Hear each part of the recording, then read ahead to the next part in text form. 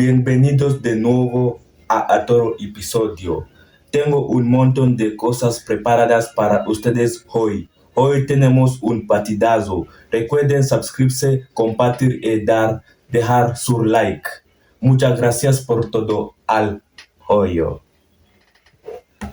So yeah, learn makam no bad. Yeah, so learn game kubwa. Today you have a huge matchup, a blockbuster over game. Spain versus Portugal. This is a replay of the last UEFA Nations. Portugal versus Spain. So this is a huge game, and you know who I'm repping already, you can see. And here we have also Portugal. So this is going to be massive. The World Cup is getting even stronger and better with time. So I have so much in store for you guys this day. Like, this is our 7th episode. We have officially hit a week. We've done a full week of dropping episodes on a daily basis. This is a huge milestone. And one thing I'll say for sure is you guys have been with me through it out. Like, you guys are the reason I've done this thing. Like, the support I received from my first episode to this episode, I have seen you guys with me. We've grown. I started with 0 subscribers. Now we have over 26 subscribers. That's progress. And I thank you so much from the bottom of my heart. And I hope you'll continue supporting me like this. So keep subscribing, keep viewing, keep liking, keep sharing. Muchas gracias. So today. So where do I start? Yesterday I predicted an upset is loading. And it seems like I never miss with these predictions. Yesterday, Brazil were eliminated from the World Cup in the round of 32. This is the earliest Brazil have been eliminated in a World Cup in over 30 years. This is massive. This is not a small thing. This is so massive.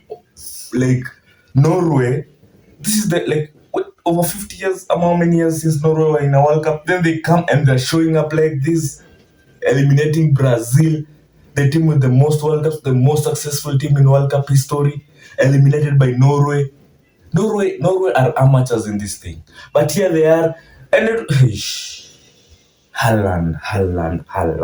You know, they said never write off some players. Some players we can never write. No, yesterday I said, yesterday I was talking about the Golden Boot, and while I was discussing about the Golden Boot, I talked of Mbappe, Messi, and I said Kane because I was like, Haaland ain't going anywhere, so he won't be far. And Haaland really shushed me up. So Haaland is here to stay. Haaland has already tied Mbappe and Messi 7 goals. So Haaland means business. So Haaland, Mbappe, Messi tied 7 goals. I said this World Cup is so full of goals, man. 7 goals with you, Golden Boot. Now 3 people have it. Kane is also there on their heel with 6 goals. Kane also yesterday coming up clutch, converting that penalty calmly as usual. England won yesterday against Mexico. Tough game. 3-2. Bellingham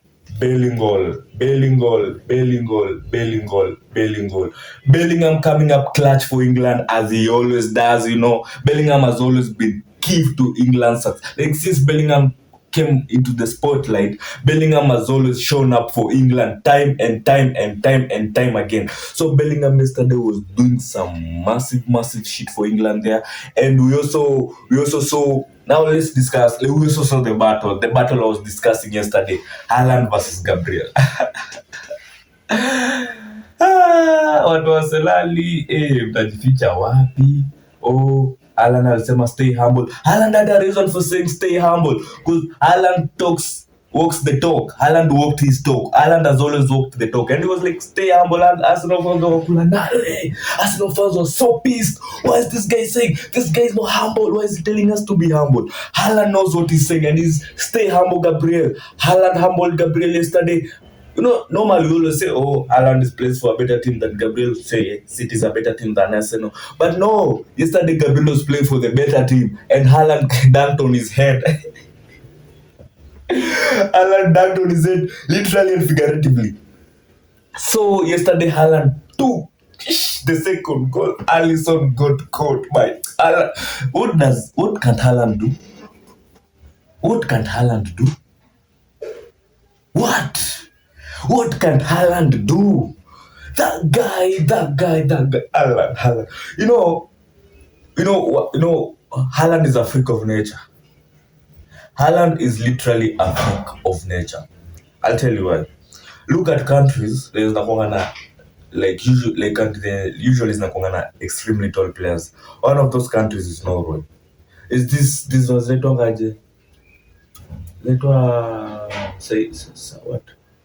Something like these Viking nations, these Tumakinas, Norway, Kinas, Sweden, is also such countries, those go up, those countries.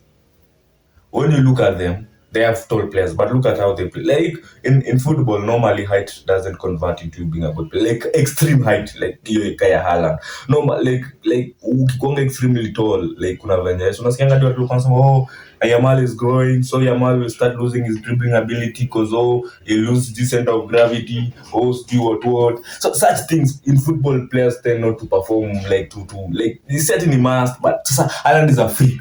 Haaland being this tall and performing this way, it's such massive. And this brings me to another topic. Haaland versus Kane. Haaland versus Kane.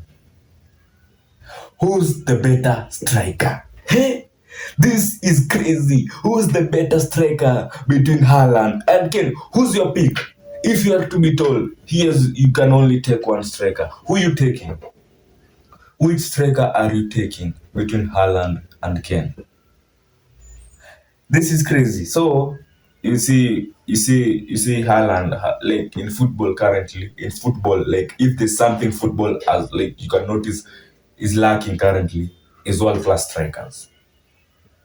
Like if you name world class strikers right now in football in Europe, playing Europe. If I am to mention world class strikers playing football in Europe right now, I'll go with Haaland, Kane, strikers number nines. Haaland, Kane, Lewandowski. Like, end of list, I think. End of list. Like world class strikers. Like let's mention the big teams. Lewandowski, Baka out. Real Madrid don't have a striker. Real Madrid Mbappe plays as a striker. Mbappe is not a real striker. But if you were to categorize him as a striker, Mbappe also fits in. And we're going big teams. Oh, Alvarez. What? Alvarez. I was forgetting Alvarez. Shit. So, world class strikers for me Alvarez, Haaland, Lewandowski, Kane. Those are the only ones which are available if you ask me. Because we got Chelsea. Pedro tries. Pedro is good, but now world class. We go to Arsenal. Gyökeres, not world class. Seshko, not world class. City, Haaland. Liverpool, Isak alikuwa na potential. I don't know what happened. Any other team? Nobody. See, we go to PSG. PSG doesn't actually play. Like their striker is Gonzalo Ramos. But that guy never actually plays like because due to injuries and manini. So napata imekuwa more of like who like Dembele is not a striker, Due is not a striker, whatever is not a striker. Vara is not a striker. All these players are not strike. The PSG plays mostly with their wingers, the wings. And so you look kumekuwa na shortage ya world class strikers in football currently. There's a like kuna striker nimesahau mwenye ni world class mwenye unajua nimesahau striker world class. Mention him in the comments, tell me, tag me, talk about him. I want this discussion because this is real. Football currently aina world class strikers. Wanaisha. So Kane versus Haaland. I want us to go head to head. Kane versus Haaland. We're going head to head. Facts here. I said no agendas here. No agendas. We're going Kane versus Haaland. Head to head.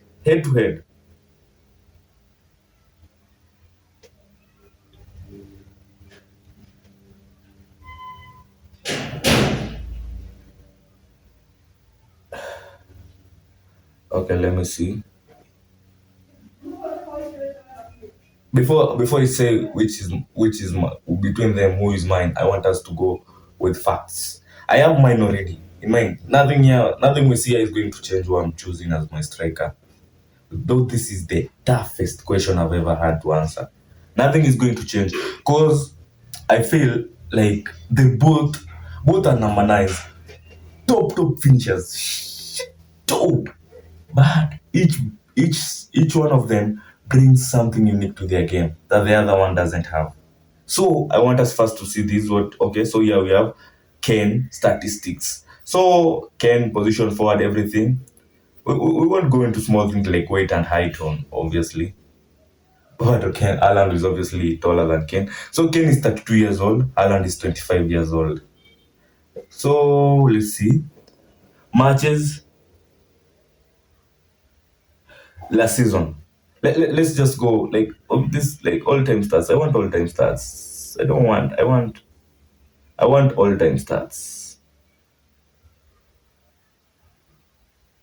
These are the stats they're giving me is for last season only. I want all time stats. I want all time stats. I want all time stats. They're not giving me the all time stats that I'm looking for.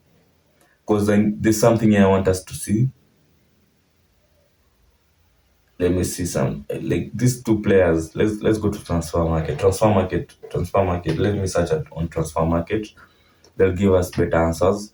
Cause man, those two, those two, just can't stop them. So market value, we'll go with market value first, but obviously market value here, if like here it doesn't count for anything since obviously Haaland will be more expensive considering his age and everything. There's so many things that play into market value. So for his age, for Kane's age, he can't be as valuable as Haaland is valued at 200 million and euros, and Kane is valued at 150 million. That's their market value, the highest that is. Ma- so okay, currently the market value for Kane is 60 million, and currently the market value for Haaland is 200 million. But the highest market value yenye Kane amaifikisha ni 150 million na bado 200 bado ndo ya Haaland to Haaland. This is the highest amaifikisha. One thing that is funny about both of them, they're both English. Kane and Haaland are both English. Yeah, Haaland is English. Haaland's father played for City. Haaland was born in Leeds. Haaland was born in Leeds, but since his father was is Norwegian, like Haaland had the chance to play for England. That's another thing I respect Haaland for. Like Haaland is the funniest footballer currently. We all know that. He's such a nice person. Haaland is such like he has such a great personality. You can't hate Haaland. There's no way you can like this guy appreciates every footballer. Like if Haaland doesn't rank you, just know you are down. Like Haaland ranks every night. Like Haaland watches match. Haaland is a proper football fan. Proper. So Haaland is English, born in Leeds, but decided to play for Norway. So yeah, okay. So we go. Like Haaland ameshinda UEFA best player. Haaland ameshinda Golden Boot once. Ken ameshinda Golden Boot twice. Haaland akona obviously trophy wise we can't, let's not even talk about trophies. Ken ana lose to trophies every time. Let me see.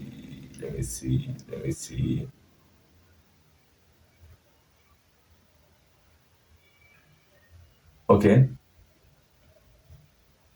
So Haaland has a total for that's for club. That's for club.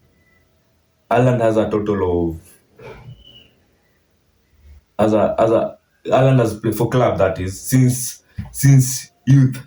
Haaland has played a total of 385 matches. In 385 matches, Haaland has scored 299 goals.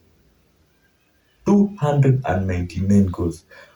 Now Kane for club, yes, since youth, Kane has played 661 matches. That's like twice as much as Haaland, and he has scored 453 goals. So he has like 154 more goals than Haaland, but way more games played than Haaland. Way more games. Then we go to national career. Haaland has played. Haaland has played. No.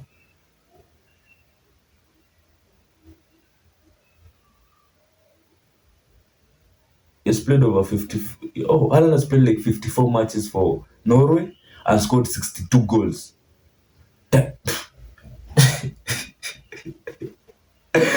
Kane has played 119 matches for England and has scored 85. So Haaland is 20 goals away from Kane in national career while playing half the games. While also playing for a lesser team. Hey, Haaland is a freak, my guy. Haaland is a freak. Haaland is a freak. So using goals, Haaland, like goal per game ratio, Haaland has a higher goal per game ratio. But now, assist-wise, Kane edges Haaland in assists, and also Kane, like one thing I think that gives Haaland an edge is that Haaland plays more, like Kane goes deeper. Like unapata Kane ameendia ball from defense, Kane ana backtrack sana. So Kane plays deep, gets the ball from deep, then opens it up to the wing, then makes a run for it. So in a way, it reduces the number of goals he scores. But when it comes to converting, but both when both played in the league, Haaland completely destroyed Kane. But also Haaland was in the Bundesliga. I don't think Haaland actually won the Golden Boot over there because Lewandowski was on a whole other level. But now Kane ameenda huko, Kane amevunja hadi records za Lewandowski. So Kane is performing better in Bundesliga than Haaland did. But also, we know Kane is now seasoned. Premier player inakuanga hapo 28 to 32 hapo. Tuseme 27 to 32 hapo. Hiyo ni premier player. So Kane ako, but Haaland hajafika prime. Like the normal prime for a player, Haaland hajafika prime. So Haaland, his best version is yet to come. Haaland hajafika prime. Kane ako prime. So so right now, if I'm to choose, like if I'm to choose, like I'll choose Haaland. Before nilisema na prefer players when wako more like beauty game yao ni more beautiful. I said I prefer players who play more beautifully, and if I'm to compare between the two, Kane plays beautifully. Kane ako na better fast touch, Kane ako na more control of the ball, and Kane anajua ku open up spaces. But I'm picking Haaland because I want us, like, me don't care if you make 15 dribbles and you're a striker. Like you're a striker. Like if you give me as many goals as you can. Like I'm not saying Kane bangs goals. Kane in fact has more goals than Haaland this season. But I feel Haaland is more of a poacher than Kane. That's just me. Haaland doesn't have any type of, like Kane, ukiangalia Kane kuna bao zenye zifunga. Sema hizi but tujai akifunga. Umeona bao zenye, remember that goal Haaland scored in the Champions League. Bro alikuwa amehang kwa hewa. Bro huko like nigga, what are you doing over there? Like his leg is higher than the defender ameruka kichwa. Mguu ya Haaland iko huko juu huko like nigga, this guy like anafusingi bao. Haaland is that guy. Haaland ish. More goals for Norway. That game, this guy is playing for Norway. Come on. Shit. And then you go and look. By that, Haaland once scored 9 goals in one game, playing for I think under 21 or something. Haaland scored 9 goals in one game. Enough said. So when it comes to Haaland and Kane, I feel it's more of a preference with whoever you prefer. Because for me, both are world class. Like I can take any day of the time, any time, any. You give me Haaland, I'll take. Give me Kane, I'll take. So enough of those two. So also Ebu, enough of those two. So Spain, Portugal, okay, tumeona hapo, okay, Spain, okay, combine, okay. So I want us to talk about Brazil. What's not happening with Brazil?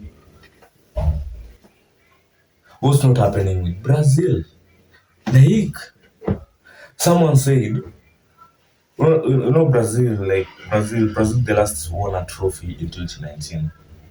A major trophy, Copa America.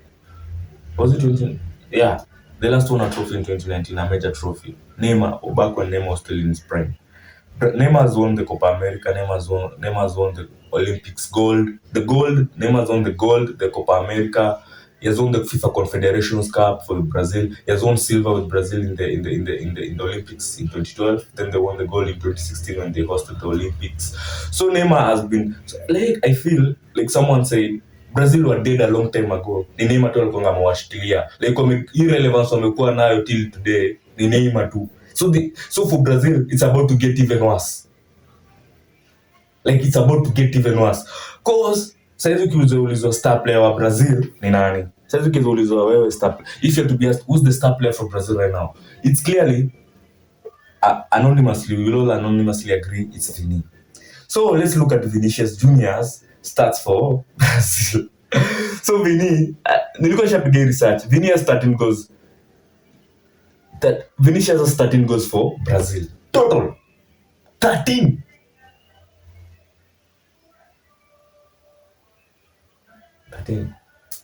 What? 13 What? 13 goals.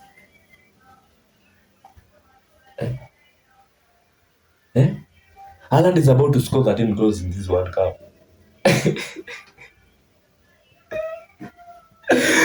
Vinicius has 5 goals for Brazil in a World Cup. 4 there is amefunga saizi kwa group stage, amefunga bao 4. Before today, Vinicius only had 1 goal for Brazil in a World Cup. Mind you, this is the star player. That's why it all goes wrong. Brazil has lost their aura. Brazil wanaenda kwenye ile situation ya Italy. But luckily for Brazil, they'll always qualify for the World Cup.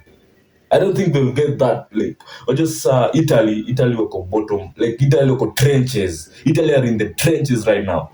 Like, rock bottom. Italy are rock, like, it can't get worse for, like, I still think it can, but currently, I don't think they think it can get worse. So, Brazil, currently, I feel it can get worse for them.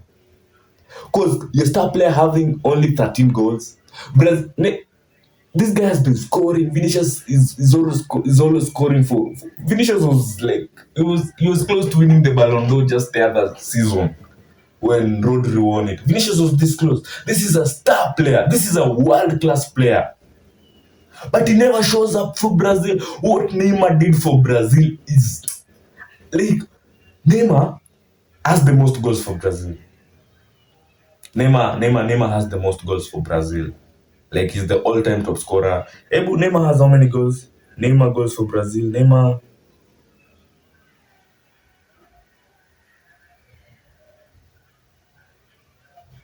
Neymar has 80 goals in 128 appearances. 128 appearances, Neymar has 80 goals. Atujaka hadi assists.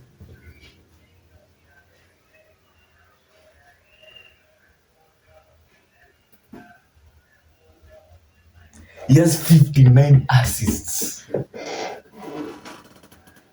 Neymar has 80 goals and 59 assists in 129 appearances, which means Neymar has 100 and so Neymar hasn't, like, Neymar ametai GA yake na games played.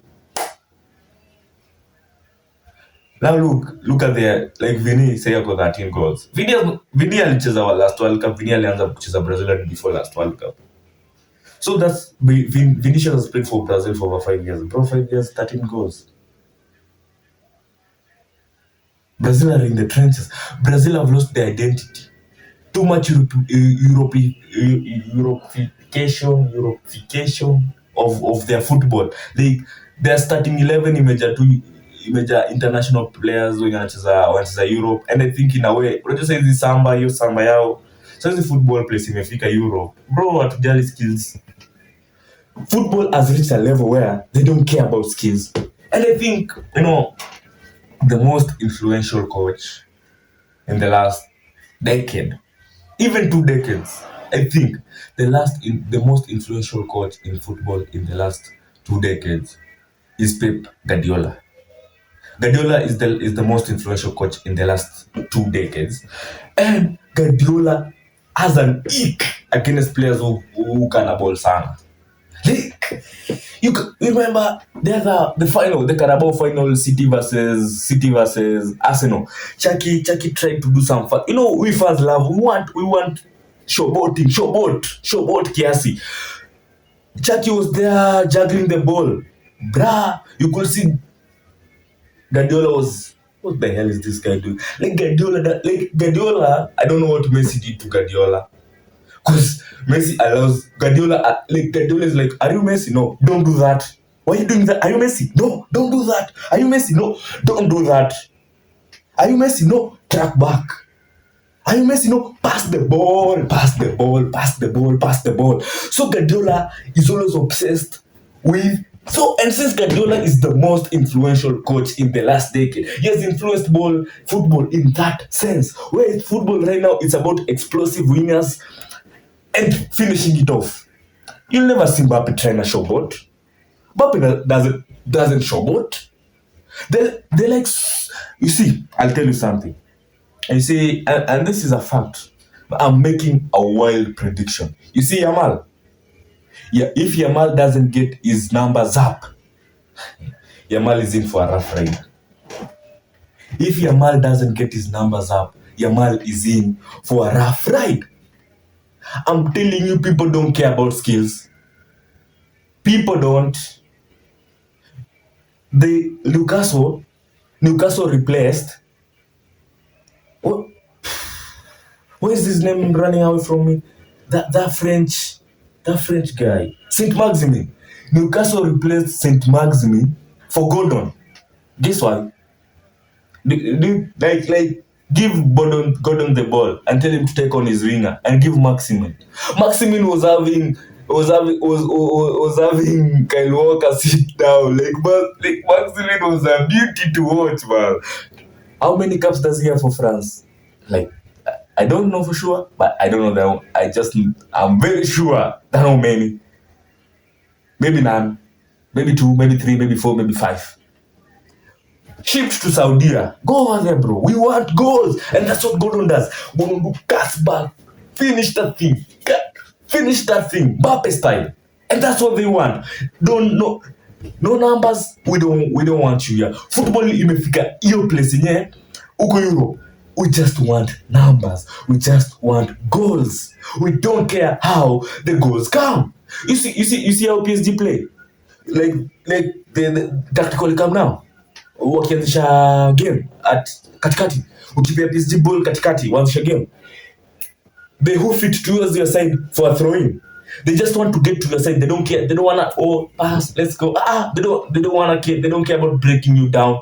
They want to get into your half the easy way. Because the moment they hoof it for throwing into your half, now they can now press you. Now they're inside your half. Now they press you inside your half. So now PSG are there pressing you inside your half. Now you can't get out. Now when they win the ball there, bang, bang.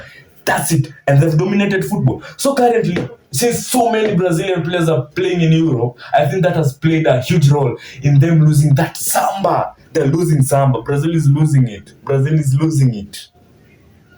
And also, maybe having a foreign coach also played a part. No country has ever won a World Cup while being coached by a foreign coach. Yeah, that's a start. Each country that has won a World Cup, the coach was from the same country. Scaloni last 2022, Argentina. Deschamps 2018, French. 2018 or 2014? Who won 2014? 2014. Who won 2014? 2014, Germany. Germany won it. Yeah. 2014 Germany, I can't remember the coach, but he was also German. 2010 Spain, the coach Spanish. So that's it. That's a start. So maybe Carlo being not like maybe there's a jinx about having foreign coaches. We'll see this World Cup. Maybe that thing might be broken in this World Cup. We will see. So Brazil, man. Brazil, I feel it for Brazil. And also, that's enough for Brazil. We can go to also...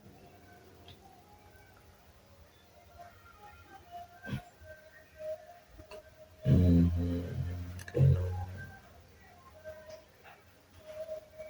So we have the game today. We have the game today, the huge game today. Today we have a huge game. Habla español. ¿Cómo estás, amigo? ¿Dónde está Team de España?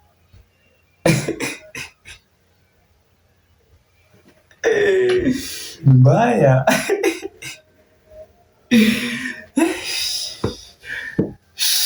And then this game is at 10 p.m. Man, vaya, this is a vlog, this is a movie, and I'm in here for it. So me, I'll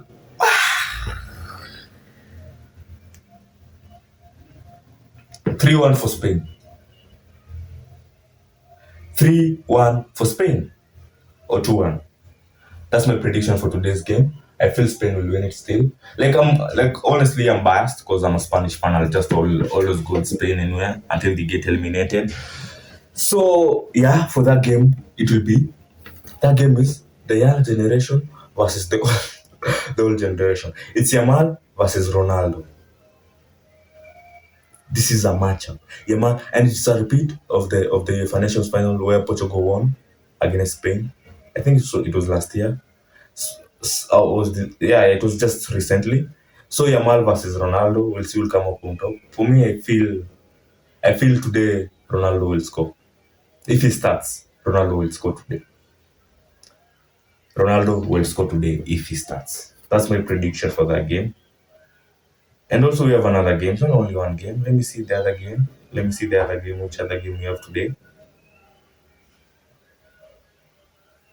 Which other game do we have today? Oh, so it's Portugal Spain. Then it will be followed up by another game at 3, which is USA Belgium. Here my prediction is Belgium to win 2-0.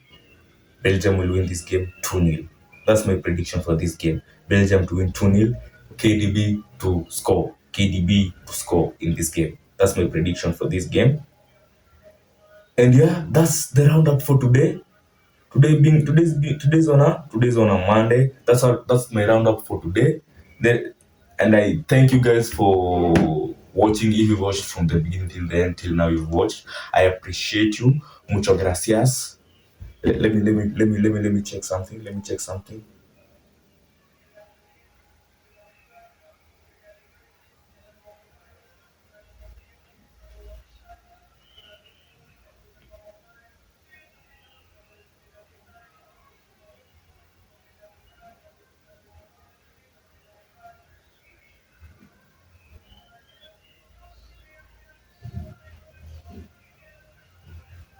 So yeah, thank you for watching. Please subscribe, like, share, comment, keep running up the numbers. And I appreciate the effort, and I'll keep doing. Now we're just getting better and we're just getting started. I'll keep dropping, I'll always drop. And now I'm dropping shorts. I have shorts on YouTube. Go there, watch, like, comment. I ask questions there. If you see it's a question, try and comment. It helps in the algorithm. The algorithm sees that people are interacting with this content. It pushes it more, and it helps me. Muito obrigado. Ciao.